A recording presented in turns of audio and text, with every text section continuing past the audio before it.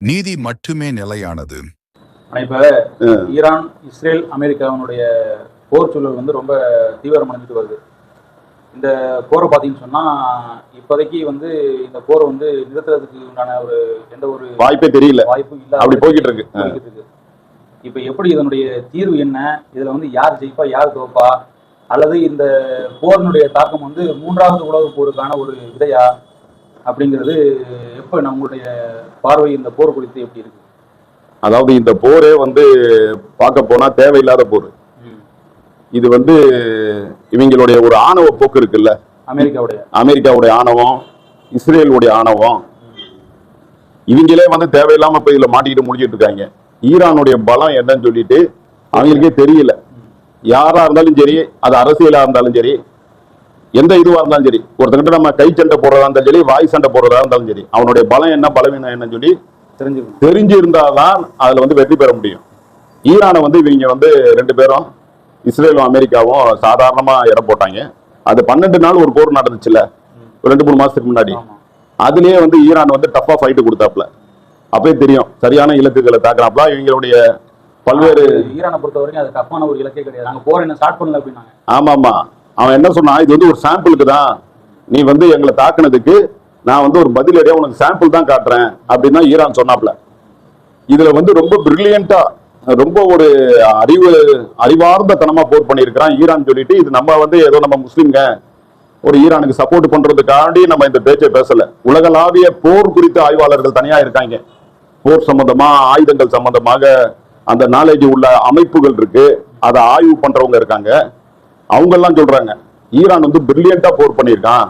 அவன் சண்டை போடுற திறன் வந்து ரொம்ப அற்புதமா இருக்கு. ஒரு போர் தொடங்கினா அது என்ன பண்ணணும், எந்தெந்த இடத்த அடிக்கணும் அப்படின்றத கரெக்டா திட்டம் போட்டு செஞ்சிருக்காங்க.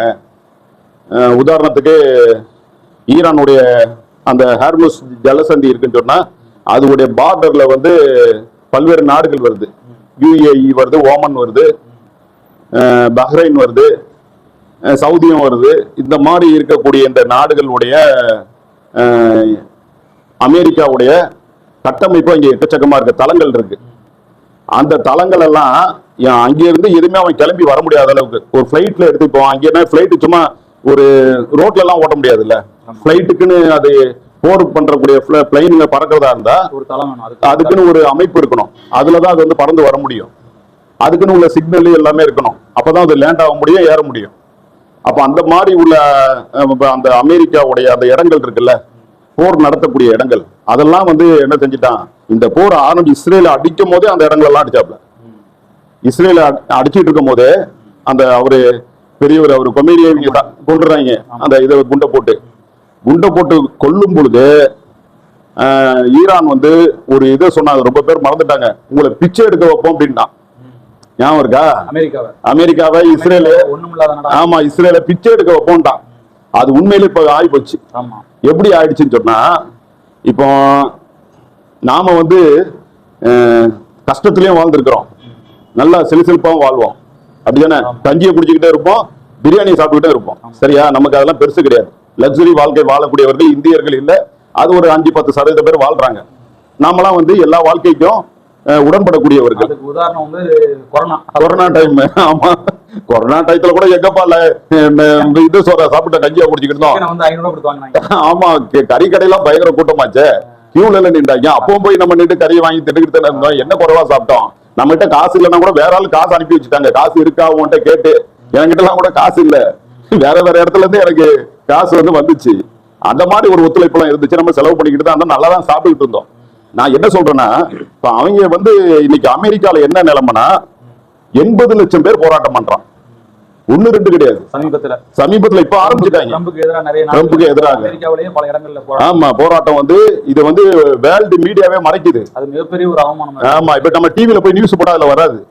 இவங்க எப்படின்னா, நம்ம தமிழ்நாட்டு டிவி, இந்தியா டிவி எல்லாம் வந்து ஒண்ணு இவங்க திமுக அடிமையா இருப்பாங்க, ஆளுங்கட்சிகளுக்கு அடிமையா இருப்பான். உலக லெவல்ல பார்த்தா இந்த அமெரிக்காவுடைய அவங்களுடைய லாபி இருக்குல்ல, CNN மீடியா, இதுக்கு சொல்றது என்னடான்னு சொல்லி பாத்துக்கிட்டு தான் இவன் போடுவான். இதுல எல்லாம் இது வரல. இதெல்லாம் எதுல வருதுன்னு சொன்னா, யூடியூப்ல வருது, பேஸ்புக் ரீல்ல வருது. இதுல வந்து மக்கள் வந்து 80 லட்சம் பேர் திரண்டு போராடி இருக்காங்க. இந்த அளவுக்கு ட்ரம்புக்கு கடுமையான எதிர்ப்பு.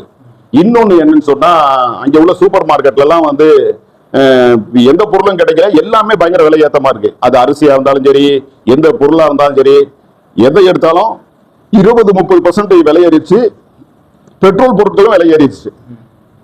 ரெண்டாவது அவங்க என்ன நினைக்கிறாங்க சொன்னா, இவங்க தான் போர் வீரி பிடிச்சி திரிகிறான் ட்ரம்ப். இவன் வந்து இஸ்ரேலுக்கு அவன் செல்லம் கொடுத்துட்டான். அவன் மர்மையை வேற யூதன். ஏன் இவங்க இந்த அளவுக்கு மெர்ஜி ஆகுறாங்கன்னு சொல்லி நம்ம சிந்திச்சோம்னு சொன்னா, அமெரிக்கா இவரு ட்ரம்ப்புடைய மக எலானிக்காவோ என்னன்னு சொல்லி ஒரு புள்ள இருக்கிறா. அவளுடைய புருஷன் யாருன்னு சொன்னா அவன் வந்து யூதன். இது வந்து இந்த யூத லாபி இருக்குல்ல, மத்த அதிபர்கள் இருக்கும் போதெல்லாம் வந்து இந்த அளவுக்கு இது கிடையாது. இவ்வளவுலாம் இஸ்ரேலுக்கு அவன் ஹெல்ப் பண்ணல. இவன் ரொம்ப ஓவரா பண்ணிட்டு இருக்கான். எப்படின்னா அமெரிக்காவுடைய பணம் வந்து பல லட்சம் டாலர்கள் டெய்லி அவன் இழந்துகிட்டே இருக்கிறான். இந்த போர் வந்து இன்னும் ஒரு 15-20 நாள் நீடிச்சா அமெரிக்காவே ரொம்ப ஆல்ரெடி அவன் அதிகமா கடன் வாங்கியிருக்கிறான். நம்ம நினைச்சிட்டு இருக்கோம் இந்தியா தான் கடன் வாங்கியிருக்கலாம் தான் நம்மளாம் நினைக்கிறோம். அப்படி கிடையாது. ஆமா, அமெரிக்கா வந்து மற்ற நாடுகள் கிட்டயும் வேர்ல்டு வங்கி கிட்டயும் இவன் ரொம்ப அதிகமா கடன் வாங்கியிருக்கான். எல்லாம் மீறி வாங்கிட்டான். இனிமேலும் கடன் வாங்கினாலும் அமெரிக்காவுடைய ஜிடிபி எல்லாம் இறங்கி ஆல்ரெடி இவங்களுக்கு வந்து அமெரிக்காவுக்கு சீனா வந்து ஏற்கனவே ஒரு செக் வச்சான். என்ன செஞ்சான் தெரியுமா? அவன் வந்து அந்த டாலர்ல வந்து இந்த எல்லா பொருள்களையும் வாங்கிட்டு கொண்டுகிட்டு அமெரிக்கால வந்து டாலர் வர்த்தகம் சீனாவுக்கும் அமெரிக்காவுக்கும் இருந்துச்சு. அங்கே வந்து அவனுக்கு வந்து சைனாவுக்கு வந்து தங்கம் நிறைய இருந்துச்சு அமெரிக்கா கிட்ட. அந்த உள்ள பேங்க்ல அவன் அடமானமா வச்சிருந்தான். அந்த தங்கத்தை எல்லாம் அவன் வந்து என்ன செஞ்சான், எல்லாத்தையுமே எடுக்க ஆரம்பிச்சிட்டான் அமெரிக்கா வங்கியில இருந்த. இவன் வந்து இந்த போர் பிரச்சனை எல்லாம் வருது அவன் முன்னாடியே கணிச்சுட்டான். ஏன்னா எந்த நாடு இந்த போருக்கு போனாலும் அமெரிக்காக்காரன் என்ன பண்ணுவான், அந்த வேர்ல்டு லெவல்ல அவங்க கிட்ட பேங்க் இருக்குல்ல, அவங்க கிட்ட பேங்க்ல நம்ம காசு இருந்தா ஈஸியா டிரான்சாக்சன் பண்ணிடலாம். என்ன செய்யலாம், அந்த ஆயில வந்து அந்த டாலர் கணக்குல டக்கு டக்குன்னு வாங்கிக்கலாம். அது ஒரு பெரிய ஒரு இது இருக்கு. அமெரிக்காவில் நம்ம காசு நிறைய இருந்துச்சுன்னா ஈஸியா நம்ம எல்லா நாடுகளுமே நம்ம போகலாம், வரலாம், வர்த்தகம் பண்ணலாம். அந்த மாதிரி டாலருக்கு உலகளாவிய மதிப்பு இருக்குல்ல. சீனாக்காரன் என்ன பண்ணா, அங்க இருக்க இதெல்லாம் டாலர்லாம் தங்கமா அவன் வந்து என்ன செஞ்சான், மாத்தி இதெல்லாம் கொண்டு வந்துட்டான். அவன் நிறைய தங்கத்தை வாங்கி குமிச்சான். அதனாலதான் தங்கம் இடையில ஏறிச்சு. இடையில பயங்கரமா ஏறிச்சு, உச்சத்துக்கு போச்சுல. அது ஒரு 3 மாசத்துக்கு முன்னாடி சைனாக்காரன் என்ன பண்ணா, தங்கமா வாங்கி குமிக்க நம்ம கிட்ட அவங்க கிட்ட இருந்த டாலர் எல்லாம் வெளியே விட்டுட்டு தங்கமா வாங்கி டன்னு கணக்குல குவிக்க ஆரம்பிச்சான். தங்கம்னா உனக்கு எப்ப வேணா காசு ஆகும்ல, எப்ப வேணா அது வந்து செல்லுபடி ஆகும். செல்லுபடி ஆக முடியாது உலகம். அதனால அதை வாங்கி குமிச்சு டாலருக்கு எதிராக அவன் வந்து என்ன செஞ்சான், அவன் வேலையை காட்டினான். அதோட இந்த போர் நடந்துகிட்டு இருக்க இதுல வந்து ஈரான்காரன் வந்து அவங்க ஒரு டோல்கேட் போடுறான். அதுல அவன் என்ன சொல்றான்னு கேட்டா, உனக்கு சைனாவுக்கு ஈரானுக்கு ரொம்ப ஃபிட் இல்ல, நீ வந்து யுவான்ல வந்து நீ டோல்கேட்ல இது கட்டிட்டு தான் நீ போகணும் அப்படின்னு ஈரானுடைய தினார்ல நீ வந்து அப்ப ஏதோ ஒரு டாலர் கணிச்சிருக்காங்க. அதாவது ஈரான் இருக்குல்ல, அந்த ஹேர்முஸ் ஜலச்சந்தி இருக்குல்ல, அதுல இருந்து கப்பல் போகணும்னா அதை வந்து நம்ம செங்கல்பட்டு எல்லாம் சுங்கச்சாவடி இருக்குல்ல, அந்த மாதிரி ஆக்கிட்டான். இப்போ ஆக்கிட்டு நீ வந்து 10 லட்சம் டாலர், அதாவது சைனாவுடைய ருபீஸ்ல, அப்படிலாம் என்னுடைய காசுல, ஒண்ணு ஈரானுடைய தினாரா இருக்கணும், அப்படி இல்லாட்டி சைனா காசா இருக்கணும். இந்த 2 இதுல நீ கட்டிட்டு தான் வெளியே போகணும் கப்பல் அப்படின்னு எல்லா நாடுகளுக்குமே. அதாவது அது வந்து ஈரானுடைய ஆதரவு அனுமதிக்கப்பட்ட நாடுகளுக்கு எல்லாருக்குமே என்ன செஞ்சிட்டான், அந்த இதை போட்டு இன்னும் வந்து அந்த டாலருடைய வேல்யூவை கடுமையா குறைக்கிறான் ஈரான். இந்த போர் முடிஞ்சா யாருக்கு லாபம் கேட்டா பெரிய அளவுல ஈரானுக்கு தான் லாபம். அதாவது ஒரு கப்பலுக்கு 10 லட்சம் டாலர்னு சொன்னா எவ்வளவு வந்து குமியும். அந்த அளவுக்கு ஒரு பெரிய, ஏன்னா அவன் ஆயிலே அவன் விற்க முடியாத அளவுக்கு தான் இந்த 40 வருஷமா தடை போட்டு வச்சிருந்தான். ஈரானுக்கு என்ன பிரச்சனை, ஏன் அந்த நாடு கொஞ்சம் பொருளாதாரத்துல பின்தங்குச்சுன்னா, வேர்ல்டு லெவல்ல பல நாடுகளுக்கு அவன் வந்து அவனுடைய ஆயில விற்க முடியல, அவன் பெட்ரோலிய பொருட்களை விற்க முடியல. அவன் யாரு ஒரு ஆளுக்கு தான் வித்துக்கிட்டு இருந்தான், 90% ஆயில யாருக்கு வித்துக்கிட்டு இருந்தான், சீனாவுக்கு தான் வித்துக்கிட்டு இருந்தான். சீனா அவன் ரொம்ப ஃபிட்டு, அதனால அவன் வந்து முழுக்க சீனாக்கு தான் வித்தான். அந்த மாதிரி வித்தா என்ன பிரச்சனை ஆகும் அப்படின்னு சொன்னா, அதுல வந்து சீனாவுடைய பொருட்கள் வேணா எக்ஸ்சேஞ்ச் வேணா பண்ணிக்கலாம். அந்த அமௌண்ட்டுக்கு சீனாக்காரன் பொருள் அனுப்புவான், கொஞ்சம் காசு அனுப்பா, இதை அனுப்புவான். இதே ஒரு நாடு விவசாயத்துல சிறந்து இருக்கு, இப்ப இந்தியா மாதிரி நாடு, இன்னொரு நாடு, அந்த மாதிரி பல நாடுகளுக்கு விற்கும் போது இப்ப இந்தியாவிலயும் தான் அவன் வந்து என்ன செய்யறான், பாசுமதி ரைஸ் வாங்குறான். இப்ப ஈரான்ல பிரியாணி சாப்பிடணும், குஸ்கா சாப்பிடணும், அவன் வந்து எந்த அரிசியில வந்து சாப்பிடணும்னு கேட்டா இந்தியாவுடைய இதெல்லாம் போகுது. அதனால பாசுமதி ரைஸ் இப்ப இடையில கொஞ்சம் ரேட்டு குறைஞ்சிருக்கு, போக முடியாம குறைஞ்சிருக்குல்ல, இடையில ஒரு 5 ரூபா 10 ரூபா குறைஞ்சிருச்சுன்னு நினைக்கிறேன். ஏறிதான் இருக்கா, ஏறி இருக்குன்னா அதுக்கு ஒரு சில காரணங்கள் இருக்கும். இந்த பெட்ரோல் பிரச்சனை இதனால இருக்கும். இடையில வந்து ஏதோ குறைஞ்சதுன்னு நான் கேள்விப்பட்டேன். அதுக்கு என்ன காரணம், ஈரானுக்கு போகக்கூடிய அரிசி இருக்குல்ல அது போகல. ஈரானுக்கு வந்து மெயின் இந்தியாவில இருந்து தான் அந்த பாஸ்மதி ரைஸ் போச்சு. இந்தியாவோட அரிசி தான் வேர்ல்டு லெவல்ல அது வந்து டேஸ்டும் கூட. சவுதியிலும் அந்த இந்தியா அரிசிக்கு ஒரு மதிப்பு இருக்கு. இந்தியா கேட்டு இங்க உள்ள பிராண்டுங்க இருக்குல்ல, இதுங்கெல்லாம் பெரும்பாலும் அந்த வெளிநாடுகளுக்கு தான் போகுது. அப்போ அந்த இதுலயும் வந்து இவனுக்கு வந்து இந்தியாவில் நீ எண்ணெய் விற்க கூடாதுன்னு சொல்லிட்டு அவன் ட்ரம்ப் கொடுத்த தொல்லையில இந்தியாவும் வந்து என்ன செய்யல, அந்த அந்த இதுல கொஞ்சம் கம்மி பண்ணிக்கிட்டான். ரஷ்யா கிட்ட வாங்க ஆரம்பிச்சாங்க, மற்ற நாட்டு கிட்ட வாங்க ஆரம்பிச்சாங்க. இப்படி எல்லாம் வந்து ஈரானுக்கு இந்த தொல்லைகள் 40 ஆண்டா இருக்கு. 40 வருஷமா இந்த பொருளாதார தடையில அவன் இருக்கான். இருந்தும் கூட இவ்வளவு பிரச்சனைகளும் கூட அவன் பிரில்லியண்டா இந்த போரை பத்தி ரொம்ப சிந்திச்சு வைக்க பாக்குறான். இந்த போர் வந்து எப்படி போவோம், ஃபியூச்சர்ல இந்த போர் எப்படி நடக்கும் சொல்லி அவன் இன்னைக்கு சிந்திக்கல. அதுதான் ஆச்சரியமானது. 20 வருஷத்துக்கு முன்னாடி அவன் சிந்திக்கிறான். எந்தெந்த போர்களை பத்தி நாங்க சிந்திச்சோம், எதை அனலைஸ் பண்ணணும், எதுவுடைய வீடியோக்கெல்லாம் நாங்க போட்டு பார்த்தோம் சொல்லி ஈரானே சொல்லுது. அது எதை சொல்றான்னு கேட்டா, உன்னை ஆப்கானிஸ்தான் போற சொல்றான். ஆப்கானிஸ்தான்ல போற அமெரிக்காக்காரன் பில் இடத்தை ஒழிச்சு வச்சிருக்கான். அவனுக்கு எங்க கிட்ட கஷ்டம் அனுப்பி விடுன்னு சொன்னால, அப்ப வந்து ஆப்கானிஸ்தான் அனுப்பல. விருந்தினரா வந்து எங்க தங்கி இருக்காரு, எங்க நாட்டுக்கு எந்த பிரச்சனையும் இல்லை. ஒரு விருந்தினரா வந்தவரை நாங்க யார்ட்டையும் பிடிச்சு கொடுக்க மாட்டோம். இது எங்க இஸ்லாத்துக்கே எதிரி, இது எதிரான போக்கு, நாங்க அதை செய்ய மாட்டோம். ஒரே ஒரு பின் லேடனுக்காண்டி அவன் பெரிய இழப்புகளை சந்திச்சான். அது காரணம் இஸ்லாம் சொல்லி இருக்கக்கூடிய அந்த ஒரு இதுதான். உன்னை தேடி அமானிதமா ஒருத்தர் வந்துட்டாரா, அடைக்கலமா வந்துட்டாரா, அதை நீ வந்து அவன் பிடிச்சு கொடுக்காத அப்படின்னு இஸ்லாத்துடைய அந்த சிந்தனையில அவன் சொல்லிட்டான் கராரா, நீ என்ன வேணா பண்ணிக்க, நான் வந்து என்ன செய்ய மாட்டேன், பின் லேடனை ஒப்படைக்க மாட்டேன்டான். அப்போதான் அந்த போர்லாம் நடந்துச்சு. அந்த போரை ஏன் இவன் ரொம்ப கடிச்சான் அப்படின்னு சொன்னா, ஈரானுடைய அந்த சூழல் இருக்குல்ல, ஈரானுடைய அந்த மலைகள் சூழ்ந்த சூழல், அந்த அமைப்பு, இதெல்லாம் ஆப்கானிஸ்தானுக்கும் பொருந்தும். இங்க ஈரான்ல எப்படி மலைகள் எவ்வளவு பெரிய குண்டு போட்டாலும் அதை எப்படி தகர்க்க முடியாதோ அதே மாதிரி மலைகள் தான் ஆப்கானிஸ்தானே இருக்கு. அப்ப இவன் வந்து அங்கேயே இது பண்ணி பார்த்தான். அப்ப இப்போ இந்த ட்ரோன் இருக்குல்ல, ஷாஹித் 2 என்னமோ அந்த ட்ரோனு, இப்போ அதுதான் ரொம்ப விளையாண்டுகிட்டு இருக்கு. அந்த ட்ரோன் மாதிரியே ஒரு ட்ரோனை ஆப்கானிஸ்தான் மேல அமெரிக்கா வந்து என்ன செஞ்சிருந்தான், ஏவி இருந்தான். அப்போ அது புதுசு. அந்த ட்ரோன் சம்பந்தமா தாக்குதல் இருக்குல்ல, இது அமெரிக்கா தான் என்ன செஞ்சான், இதுல வந்து ஆப்கானிஸ்தான்ல வந்து அந்த தாக்குதலை செஞ்சான். அதுல ஒரு ட்ரோன் வந்து என்ன செய்யல, பல ட்ரோன்களை அவன் விட்டான். அதுல ஒரு ட்ரோன் வந்து போயிட்டு சரியா வெடிக்கல, அது வந்து அப்படியே போய் கடந்துருச்சு. எல்லாமே வெடிக்காதுல, எல்லாமே வந்து சரியா இருக்கா. அதுல 1-2 ஆயுதங்கள் வந்து டம்மியா போயிடும். நம்ம கூட பட்டாசு வெடிக்கும் போது சில இது வெடிக்காம அப்படியே கிடக்கும்ல, அந்த மாதிரி வந்து அது அப்படியே கிடக்கவும் ஈரானுக்கும் அவங்களுக்கும் ஒரு தொடர்பு இருக்கு, நாட்டுடைய எல்லை கூட இருக்கு. அப்ப இவன் வந்து அவங்க வந்து சொல்றாங்க, இந்த மாதிரி புதுசா என்னத்தையும் அனுப்பியிருக்காங்க, ஆள் இல்லாத விமானம் அப்ப சொல்லிட்டு இருப்பாங்க. உனக்கு தெரியல, 20 வருஷத்துக்கு முன்னாடி ஆள் இல்லா விமானம் மூலமாக தாக்குதல் நடத்துறாங்க அப்படின்னா, ஒரு சின்ன பிளேன், நம்ம ஏதோ ஒரு பிளேன் போல அப்படி இப்ப இந்த அளவுக்கு ட்ரோன் சம்பந்தமா நமக்கு தெரியாது, நாலேஜும் கிடையாது. அது புது ஆயுதம் அந்த நேரத்துல. அப்போ அந்த ட்ரோனையும் என்ன செஞ்சுக்கிறான், அவங்க கிட்ட இருந்து ஆப்கானிஸ்தான் இருந்து அந்த போராளிகள் இருக்காங்கல்ல, எப்ப அந்த ட்ரோனை கூட எனக்கு ரொம்ப தேவை அப்படின்னு சொல்லி அதை வாங்கி வச்சுக்கிறான். அதே மாதிரி சிரியாவுடையும் இந்த ட்ரோன் தாக்குதல் நடத்தினான். யாரு, இஸ்ரேல் நடத்தினா, அமெரிக்கா தான், உலகத்துல இருக்க எல்லா நாட்டுக்காரும் நடத்தினான். எவன் இவங்கிட்ட எல்லாம் ஆயுதம் வச்சுட்டு சும்மா இருக்கிறானோ அவன் எல்லாம் என்ன செஞ்சிருவான், சிரியாவுக்கு வந்து தாக்குதல் நடத்துவான், குண்டை போடுவான், கொல்லுவான். எத்தனை நாடு தெரியுமா சிரியா மேல தாக்குதல் நடத்தினா? இஸ்ரேலு, ஈரான் ஒரு பக்கம் தாக்குதல் நடத்தினான். அப்ப இந்த சியாசினி பிரச்சனை வேற இருந்துச்சு. அப்ப ரஷ்யா, அமெரிக்கா, இந்த மாதிரி இங்கிலாந்து, எவன் எல்லாம் ஆயுதம் வச்சுட்டு அதை செக் பண்ணி பார்க்க முடியாம இருக்கோ, ஆமா அவன் எல்லாம் வந்து சிரியால வச்சுதான் செக் பண்றது. இன்னைக்கு பார்த்தாலே அதுல பல நகரங்கள் வந்து மும்பை மாதிரி இருந்த நகரங்களே அப்படி எலும்பு கூட இருக்கு. சரியா, இன்னைக்கு காட்டுறாங்க அதெல்லாம். அந்த மாதிரி மிகப்பெரிய வர்த்தக நகரம்லாம் எலும்பு கூட இருக்கு. அப்போ அந்த இடத்துல இதே மாதிரி ஒரு ட்ரோன் தாக்குதல் நடக்குது. சரியா, அப்போ அந்த ட்ரோனை வந்து என்ன செய்யறாங்க, அந்த தாக்குதல் நடக்கும்போது இதே மாதிரி ஃபெயிலியரான ஒரு ட்ரோன் இருக்கு, கீழே விழுவுது. ஆல்ரெடி ஈரான ஆண்ட ஒரு ஆசாத்னு ஒரு தலைவர், அவன் வந்து ஒரு சியா தான், புரியுதா? அதனாலதான் இவன் வந்து ஈரானை போய் முட்டு கொடுத்துட்டு இருந்தது, சிரியாவை போய் ஈரான் சப்போர்ட் பண்ணிக்கிட்டு இருந்துச்சு. அதுதான் அதோடைய காரணம். ரெண்டாவது, இவங்களுக்கு சிரியா வந்து ரொம்ப முக்கியம் ஈரானுக்கு. அது ஏன் முக்கியம்னு கேட்டீங்கன்னா, சிரியா வழியா தான் போய் லெபனானுக்கு போய் வாகனங்கள் வழியாவோ மற்ற கால் மூலமா நடந்தோ லெபனானுக்குள்ள போக முடியும், இல்லாட்டி வேற ரூட் கிடையாது. அதனால சிரியா வந்து அவனுக்கு ரொம்ப ஈரானுக்கு தேவைன்றதுனாலதான் அங்கே வந்து நீண்ட காலமா போரும் பிரச்சனையுமா இருந்துச்சு. சரி, ஒரு காலத்துக்கு அப்புறம் வந்து வேற இப்போ ஒரு வேற டீம் வந்து பிடிச்சிருச்சு. சரியா, அதுலயும் ஒரு ட்ரோன் வந்து இவங்களுக்கு கிடைச்சிச்சு. அது யாருடைய ட்ரோன் கேட்டா, இஸ்ரேல்காரங்க ட்ரோன். இந்த மாதிரி 3-4 ட்ரோனை வந்து என்ன செஞ்சான், இவன் வச்சு ஆய்வு பண்ணான். இவனுடைய அந்த போர்து ஆயுதங்களை உருவாக்குறவங்க இருப்பாங்கல்ல, விஞ்ஞானிகள் வந்து நிறைய இருக்காங்க.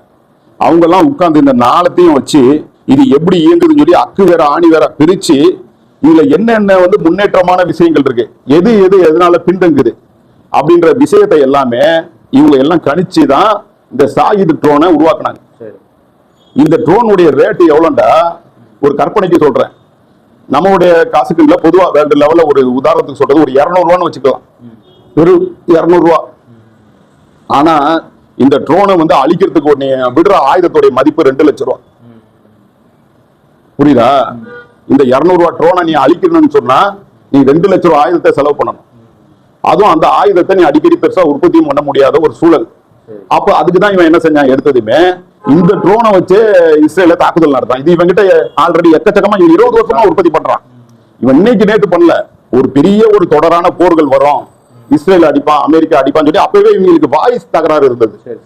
அது இல்லாம இவங்களுடைய ப்ராக்சி அமைப்புன்னு சொல்லுவாங்க, மறைமுகமான அமைப்புகள். இப்போ லெபனான்ல இஸ்புல்லா இருக்காங்க,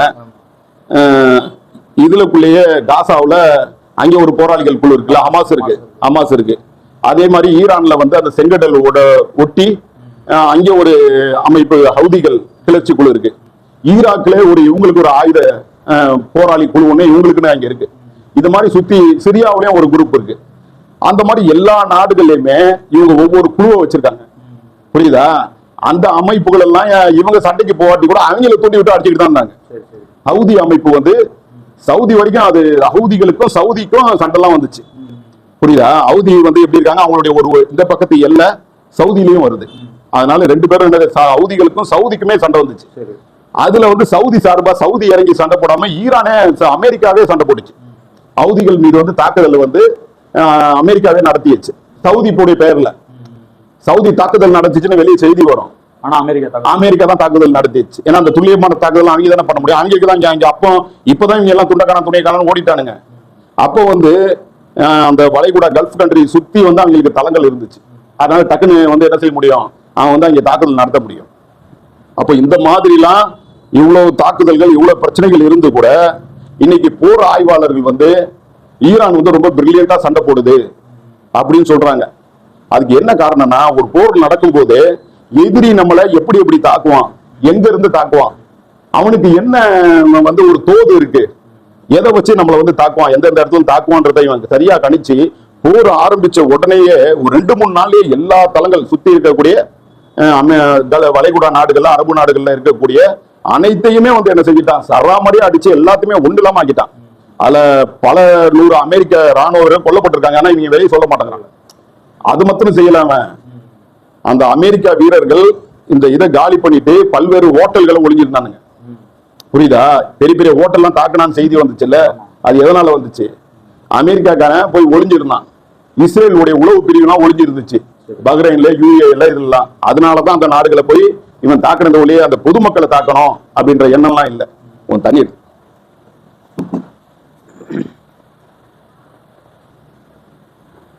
சவுண்ட்லாம் நல்லா இருக்கான்னு செக் பண்ணிக்க. கட் பண்ணல. சரி போயிட்டு இருக்கா? சரி.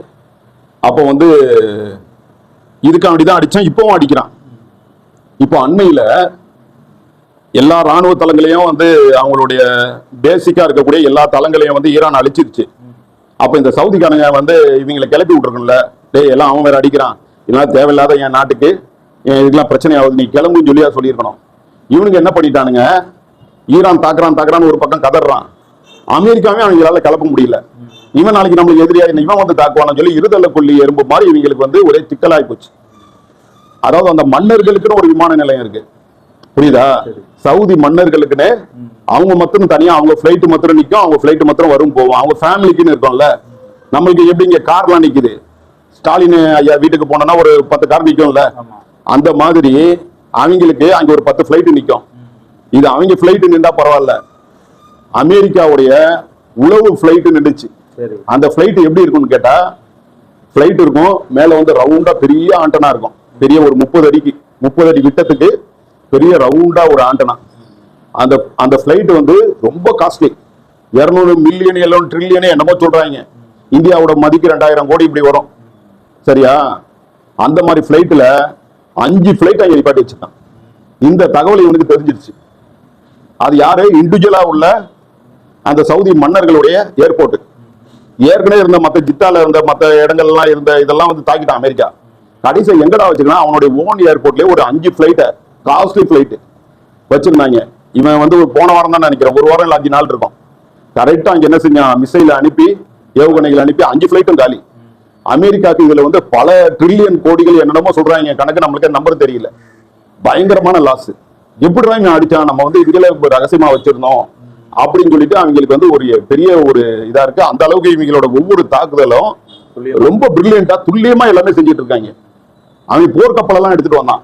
இதுல இன்னொன்னு பாத்தீங்கன்னா, இது சீனாட்ட வந்து நிறைய அந்த பிளாஸ்டிக் பொம்மைகளை வாங்கி, ஆமா, அதை வேற அமெரிக்காவை ஏமாத்தி அது மூலமாவும் நிறைய டாலர்ஸ் வந்து அமெரிக்காவுடைய ஆமா ஆமா ஆமா அதையும் செஞ்சான். இது எல்லா கீழே வந்து வரைஞ்சு முட்டாளாக்கி இருக்காங்க. ஆமா ஆமா இது வந்து இவங்க செய்யல.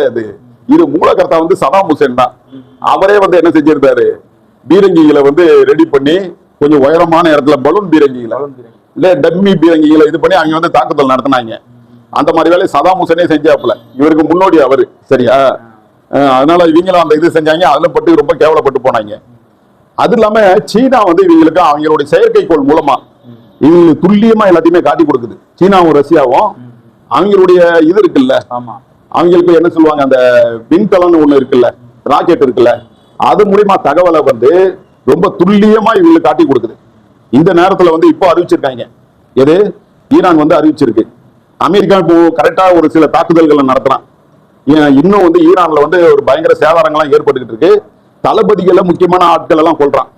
இது எப்படிதான் நடக்குது அப்படின்னு பார்த்து இது சரி இந்த மாதிரி தாக்குறானே, இது என்ன நடக்குது அப்படின்டா, இப்ப ஈரானுடைய வான்பரப்பு இருக்குல்ல, அதுல வந்து 30,000 அடி உயரம் 40,000 அடி உயரத்துக்கு போயிட்டா எந்த இதுவுமே கண்டுபிடிக்க முடியாது. எந்த ரேடாரோ எந்த இதுவும் தெரியாது. அந்த மாதிரி உயரத்துல ஒரு ட்ரோன், காசி ட்ரோன், அது வந்து கிட்டத்தட்ட சாதா ட்ரோனை விட கொஞ்சம் பெருசா இருக்கும். விமானத்துல கொஞ்சம் பாதி இருக்கும்.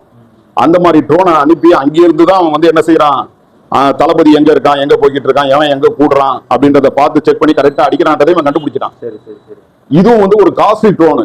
அது ட்ரோன்னு சொல்லலாம், ஆள் இல்லாத விமானம்னு சொல்லிக்கலாம். அதுல வந்து ஒரு 4-5 இவன் வந்து தாக்கி இப்போ அழிச்சிருக்கான். அமெரிக்கால ஈரான் அழிச்சிருக்கான். அமெரிக்காவுடைய அந்த ட்ரோன்களை, ட்ரோனை இப்ப நேத்து கூட ஒரு ட்ரோனை வந்து இவனை ஆச்சரியப்படுறான். என்னடா நம்ம இவ்வளவு உயரத்துல இப்படி வச்சிருக்கோமே, எது மூலமா இவன் பார்த்தான்னு சொல்லி இப்போ ட்ரம்புக்கு எல்லாம் மண்டை வெடிக்குது. நம்ம எதை செஞ்சாலும் இவன் கரெக்டா அதை தாக்கிடுறானே அப்படின்னு சொல்லி 5 ட்ரோனை இது வரைக்கும் தாக்கி இருக்கான். அதனால இவங்க விலை வளர்த்து போயிருக்காங்க. அது இல்லாம இதுடைய அமெரிக்கா இஸ்ரேலுடைய பிளைட்டுகள் F-36 ஒரு பிளைட் இருக்கு. அதுக்கு அவன் எவ்வளவு டெவலப் உலக நாடுகள் லெவல்ல கொடுத்திருந்தான்னு சொன்னா, இந்த பிளைட்டை யாராலையுமே தாக்க முடியாது. இதுக்கு வந்து அந்த ரேடார்ல சிக்காத அளவுக்கு நாங்க அந்த பெயிண்ட் அடிச்சிருக்கோம், அந்த பெயிண்ட் வந்து காட்டி கொடுக்காது, அப்படி இப்படின்னு ஓவர் பில்டப். அவங்களுக்கு எப்படின்னா, அந்த ஆயுத விற்பனைக்குன்ட்டு அவங்க ஒரு இதர் மாநாடு நடத்துவாங்க வேர்ல்டு லெவல்ல. அதுக்குன்னு உள்ள ராணுவ தளபதிகள் இப்ப இந்தியாவில இருந்து போய் கலந்துக்குவாங்க. ஆயுதம் வாங்க நினைக்கிறவங்க எல்லாம் வேர்ல்டு லெவல்ல. ஆமா, ஆமா போய் என்ன செய்வாங்க, ஆயுதங்கள் வாங்குறதுக்கு போய் ஒரு இதை நடத்துவாங்க. எப்சிமே அப்படித்தானே, அவனே ஒரு ஆயுத வியாபாரி தான். அதுக்கு அந்த ஆயுதம் வாங்க வரவங்களை குசிப்படுத்ததான் அவன் எல்லா வேலையும் செஞ்சது. புரியுதா? அவன் ஒரு ஆயுத வியாபாரி தான். அவன் பல்வேறு புரோக்கர் தொழில செஞ்சான். அதுல ஒரு தொழில் முக்கியமானது ஆயுத விற்பனை. அப்போ அந்த இதுல எல்லாம் இப்ப என்ன செஞ்சாங்க, கலந்து அதெல்லாம் பார்க்கும்பொழுது ஒரு 2 வருஷத்துக்கு முன்னாடி அந்த பிளைட்டை பத்தி ஓவர் பில்டப் கொடுத்து அதுக்கு ரேட்டு பயங்கரமா ஏற்றி வச்சிருந்தாங்க. 1000 கோடி 2000 கோடி அப்படி வச்சு பல நாடுகள் அதை வந்து வாங்குறதுக்கு துடிச்சுக்கிட்டு இருந்துச்சு. அந்த மாதிரி பிளைட்டே 2-3 பிளைட்டை வந்து ஈரான் போட்டு தள்ளிட்டான். என்னடா மற்ற நாடுகள் ஆர்டர் கொடுத்துருந்தோட என்னடா அதே அடிச்சுட்டானா, அதுவே போச்சா அப்படின்னு சொல்லிட்டு ரொம்ப பேரு அந்த பிளைட்டுக்கு ஆர்டர் கொடுத்தாங்கல்ல, அதே இப்ப வாபஸ் வாங்கிட்டாங்க.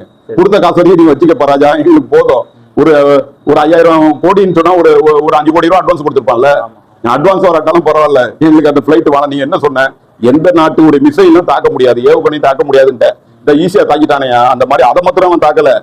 F-16 சொல்லிட்டு இன்னொரு பிளைட்டுலாம் இருக்கு, அதுலயும் வந்து 2-3 வந்து இவன் தாக்கிட்டான். எதுதான் இவன் வந்து நவீன டெக்னாலஜி இருக்குன்னு சொன்னாலும் ஈரான் தாக்கிருச்சு. இப்ப அவனுக்கு வந்து பிளைட்டால கூட போய் என்ன செய்ய முடியல, ஈரான்ல போய் குண்டு போட முடியல. பிளைட் வச்சுதானே இந்த பொட்ட பசங்க இது பண்ணிக்கிட்டு இருந்தாங்க. இஸ்ரேலுக்கு என்ன வேலை, நேரடியாக அவன் போய் எங்கன்னா போய் தாக்கி ஆளை வச்சு தாக்கினான்னு கேட்டா ரொம்ப கம்மி. இன்னைக்கு லெபனானுடைய போராளிகிட்ட அடி வாங்கிட்டு இருக்கான். அது தெரியுமா? இஸ்புல்லாவுக்கும் அந்த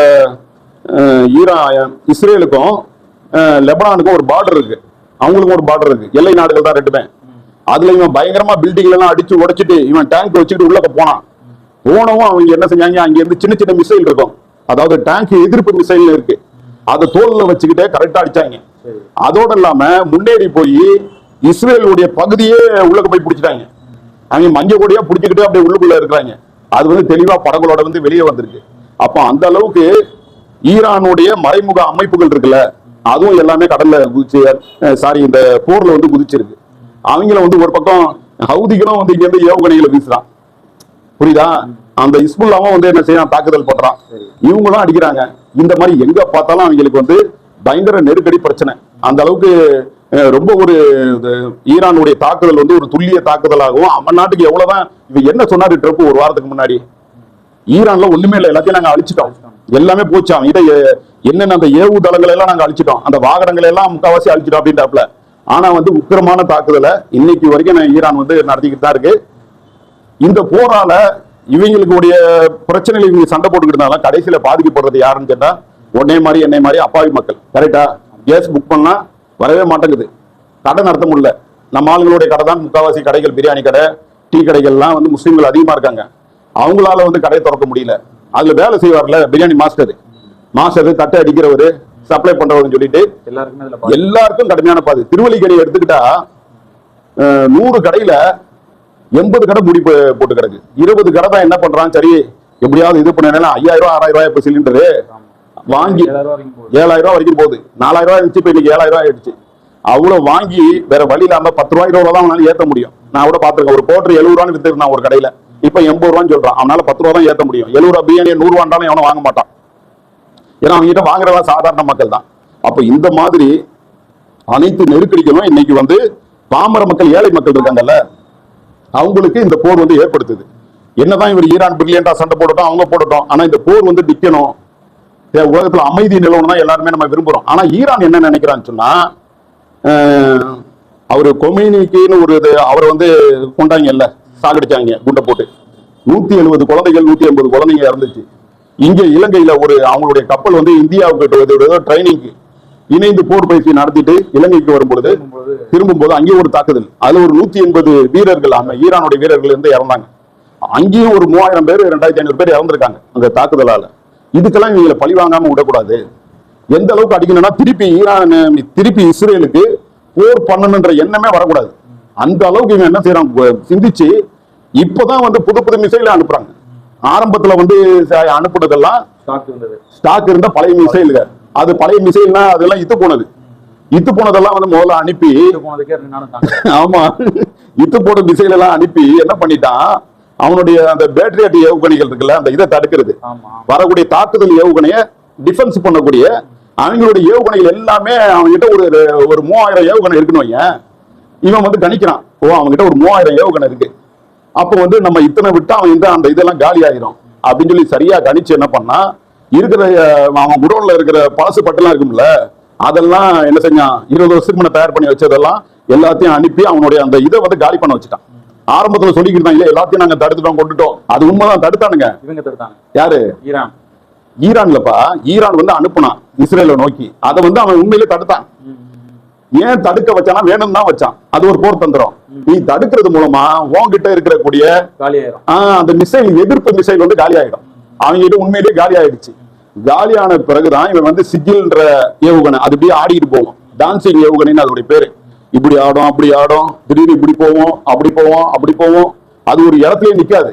ஆமா, அந்த மாதிரி ஏவுகணையெல்லாம் இப்பதான் அடிக்கிறான். இப்ப இந்த ஒரு வாரமா தான் அதெல்லாம் வந்து அம்புட்டியும் எடுத்து ஒரே டயத்துல 10-15 ஏவுகணைகளை அனுப்பி இஸ்ரேலுடைய முக்கியமான இடங்கள் என்னென்ன இருக்கும், தண்ணி சுத்திகரிப்பு நிலையம் இருக்கும், பெட்ரோல் சுத்திகரிப்பு நிலையங்கள் இருக்கும், எது கரெக்ட் சரியான இவன் பாதிக்கப்படுவானோ மின்சார உற்பத்தி நிலையங்கள் இருக்கும், அந்த இடங்களா பார்த்து அடிச்சிருக்கிறான். இதுல வந்து ஒரு முக்கியமான சம்பவம் ஒரு 10-20 நாளைக்கு முன்னாடி நடந்துச்சு. டிமோனா என்ற ஒரு இடத்துல ஒரு பாலைவனம் இருக்கு இஸ்ரேல்ல, ஒரு சின்ன பாலைவன பகுதி. அந்த பாலைவன பகுதியில டிமோனான்ற இடத்துலதான் அவன் வந்து அணு ஆயுதங்களை சேகரிச்சே வச்சிருக்கான். அவனும் ஒரு உள்ளக பள்ள நோண்டி தான் உள்ளக வச்சிருக்கான். அணு ஆயுத நாடா இஸ்ரேல் வந்து ஓப்பனா தன்னை வந்து வெளியே சொல்லவே இல்லை, புரியுதானா? அணு ஆயுதம் வச்சிருக்கான். அணு ஆயுதம் அந்த ஒப்பந்தங்கள் இருக்குல்ல, அதுலயும் அவன் கையெழுத்து பண்ணல. அப்ப அந்த அவன் இருக்கக்கூடிய அந்த டிமோனான்ற பாலைவனத்துல சரியா வந்து ஈரான் வந்து என்ன செஞ்சான், கரெக்டா தாக்குதல் நடத்தினான். இவன் பதறிட்டான். ஒருவேளை அந்த அணு ஆயுதங்கள் உள்ள போய் அதெல்லாம் வெடிச்சிருந்துச்சுன்னா இஸ்ரேல்ன்ற நாடே இன்னைக்கு சுத்தம், அது அவன் ஒரு 100 கணக்கில் உள்ள வச்சிருப்பான் போல. அதெல்லாம் வெடிச்சிருந்தா இஸ்ரேல்ன்ற நாடு சுத்தமா பஸ்பமாயிருக்கும். அந்த அளவுக்கு வந்து பிரில்லியண்டா பண்ணிக்கிட்டு இருக்கிறான். ஆனா நம்மளுக்கு வந்து ஒரு சிந்தனை என்னன்னா, அமைதி நிலவணும். நம்ம கடுமையா பாதிக்கப்பட்டு இருக்கோம். நம்மளே கிட்டத்தட்ட இன்னைக்கு தமிழ்நாடாவது ஒரு முன்னேறிய மாநிலம். நம்ம பார்க்கும்போது இந்த கடைகள்லாம் மூடி கிடக்கு, லாக்டவுன் மாதிரியே இருக்கு. ரொம்ப பரபரப்பா இயங்குற திருவள்ளிக்கணி எல்லாம் ஜிலோன்னு காலியா கிடக்கு. ஹோட்டல் டீ கடை இருந்தாலும் 4 பேர் வெளியே வருவான், இல்லாட்டி அவன் எதுக்கு வெளியே வரணும். ரெண்டாவது அங்க எல்லாம் மேன்சன்கள் லாட்ஜிங்க அதிகமா இருக்கக்கூடிய இடம். பல ஊர்ல இருந்து பசங்க வந்து அங்க தங்கி வேலை வெட்டிக்கு போவாங்க. அந்த மாதிரி உள்ள இடத்துல சாப்பாடு கிடைக்காதனால ஒரு 2 3 நாளைக்கு கூட ஒரு லாட்ஜ் ஓனரை பார்த்து நான் பேசும்போது கேட்டேன், என்னங்க இப்படி இருக்கு என்ன. ஆமாங்க, ரொம்ப பசங்க காலி பண்ணி போயிட்டாங்க, ரொம்ப பேர் எங்க ஹோட்டல் இருக்க இடத்துக்கு போயிட்டாங்க, லாட்ஜில கூட்டமே இல்லை. இப்படிலாம் வந்து பல்வேறு வகையில் இது வந்து ஒரு தொடராக வியாபாரங்கள் வந்து லாட்ஜ் வியாபாரமும் பாதிக்குது. அதை தொடர்ந்து ஜன நடமாட்டம் இல்லாத போது ரோட்ல மற்ற வியாபாரமும் பாதிக்குது. அந்த பால் மளிகை கடை இதெல்லாம் ஓடிடுது. மற்ற கடைகள் இருக்கும்ல, இப்ப டாய்ஸ் எல்லாம் வந்து தேவையான பொருளா, செருப்புலாம் வந்து கொஞ்சம் இதானாலும் போடுறோம். சம்பந்தப்பட்ட அந்த கேஸ் சம்பந்தப்பட்ட பொருட்கள் வந்து மட்டும் பாதிப்பாகுது. அதே மாதிரி இந்த வாகனங்கள் கேஸ் கிடைக்காம அதுவும் நிறைய பாதிப்புள்ளாகுது. அந்த மாதிரி வந்து தொடராகவே இது அடுத்து பாதிப்புகளுக்கு நெருங்கி போய்கிட்டே இருக்கு. பல்வேறு வகையில சொல்றாங்க. மருத்துவமனைகள்லாம் இருக்குல்ல, அங்கேயும் இந்த ஹீலியம்ன்ற ஒரு இதை வச்சுதான் அந்த இதெல்லாம் இயங்குது. அந்த ஒரு வாயுவை வச்சுதான் அந்த ஸ்கேன் பண்ணுவாங்கல்ல, ரவுண்டா நம்ம எல்லாம் உள்ள விடுவாங்கல்ல 3D ஸ்கேனர், அதெல்லாம் அதை வச்சுதான் இயங்குது. அந்த ஹீலியம் வந்து கத்தார்ல இருந்து வரணும். கத்தார் வந்து அவன் என்ன செஞ்சான், குறிப்பிட்ட உற்பத்தி முதல்ல பண்ணி வச்சிருந்தான், அது வரைக்கும் அனுப்பிட்டான். இப்ப அவங்ககிட்ட எல்லாம் எதையும் உற்பத்தி பண்ண முடியல. அதனால ஆஸ்பத்திரியில அந்த ஸ்கேனிங் இருக்குல்ல, அதெல்லாம் ரேட் ஏறி போச்சு. 7000 ரூபாய் ஒரு ஸ்கேன் இருக்குன்னா அது 10,000 ரூபாய் ஆயிடுச்சு, 10,000 ரூபாய் 5,000 ரூபாய் ஆயிடுச்சு. இப்படி எங்க பார்த்தாலும் பிரச்சனையா கிடக்கு. அதனால இந்த போர்லாம் ஒரு முடிவுக்கு வந்து ஒரு சுமூகமான ஒரு சூழ்நிலை வரணும். ஈரான் என்ன எதிர்பார்க்கறான்னு சொன்னா, இனிமே எந்த காலத்திலயும் என்னை வந்து தாக்கக்கூடாது அப்படி உறுதி கொடு. இப்ப இடைக்காலமா நீ என்ன செய்வ, ஆயுதங்கள்லாம் உங்ககிட்ட இல்லாதனால போர் நிறுத்தத்துக்கு வருவ, அப்புறம் ஆயுதத்தெல்லாம் ரெடி பண்ணிட்டு திருப்பி வந்து போர் நடத்துவேன்னு சொல்லி வந்தீங்கன்னா அது வேலைக்கு ஆகாது. நீ போர் நிறுத்தம் சொன்னா நீ கரெக்டா நடக்கணும், சொன்னபடி நடந்துக்கணும். ஏன்னா முதல்ல கொமேனியை தாக்குனாங்கல்ல, அப்போ வந்து போர் நிறுத்தம் சம்பந்தமா 3வது கட்ட பேச்சுவார்த்தை நடந்துகிட்டு இருக்கும் போது தான் தாக்குனாங்க. இதுதான் இவங்களுக்கு ரொம்ப ஆத்திரமா போச்சு. அதனாலதான் இவங்க வந்து ஒரு போர் நிறுத்தி ஒரு எதையும் ஒழுங்கா வாக்குறுதிகளை நிறைவேற்றாதவன் மேல போய் இப்படி நம்பிக்கை வச்சு போர் நிறுத்தத்துக்கு போக முடியும். ட்ரம்ப்லாம் போய் எஞ்சிக்கிட்டு இருக்கான் போர் நிறுத்தத்துக்கு வாவான்ட்டு. இவங்க வந்து போகாததுக்கு காரணம் இதுதான், உன் மேல நம்பிக்கை இல்லை, நீ போர் நிறுத்தம் பண்ணா ஒழுங்கா அதை கடைபிடிக்க மாட்டேங்கிற இப்படின்ற சூழல் இருக்கு. எது எப்படியோ இந்த போர்கள்லாம் வந்து நீங்க அமைதி நிலவணும் அப்படின்னு தான் எல்லா மக்களும் எதிர்பார்க்கறாங்க. இந்திய மக்களா இருந்தாலும் சரி, அமெரிக்கா மக்களா இருந்தாலும் சரி, இஸ்ரேல்ல இருக்கிற மக்களாக இருந்தாலும் சரி, அவங்களும் அங்கே பயங்கரமா போராட்டம் பண்ணிட்டு ஏன்டா காலத்துக்கும் போர் இந்த ஒரு எனக்கு தெரிஞ்ச ஒரு 5-6 வருஷமா ஒரே பாடா படிச்சுட்டு கிடக்க எங்களை வாழ விடுறான்னு சொல்லி அங்கே உள்ள உண்மையான யூதர்கள், ஒரு மார்க்கப்பட்டு உள்ள யூதர்கள் இருப்பாங்கல்ல, அவங்க வந்து எல்லாம் போராடிட்டு இருக்காங்க. அப்ப எல்லா மக்களுமே இது தேவையில்லாத போர், இது எதுக்கு உன்னை வந்து உன் பக்கத்து நாடாது. ஈரானும் பக்கத்து நாடு கிடையாது, இஸ்ரேலுக்கும் அது பக்கத்து நாடு கிடையாது, அமெரிக்காவுக்கும் பக்கத்து நாடு கிடையாது. அவன் இஸ்ரேல்ல இருந்து 2000 கிலோமீட்டர் தூரத்துல ஈரான் இருக்கு, அமெரிக்கால இருந்து 12,000 கிலோமீட்டர் தூரத்துல ஈரான் இருக்கு. அப்ப எதுக்கு தேவையில்லாத இதை பண்ணிட்டு இருக்கீங்க அப்படின்னு சொல்லிட்டு ஒரு மிகப்பெரிய ஒரு மக்கள் போராட்டங்களா நடந்துட்டு இருக்கு. இந்த போர்கள்லாம் கொஞ்சம் அமைதி நிலவணும்ன்றதுதான் நம்மளுடைய எண்ணமும் குறிக்கோளும். அதை நோக்கி இது செல்லணும், அமைதி ஆகணும்ன்றதான் நம்ம நினைக்கிறோம்.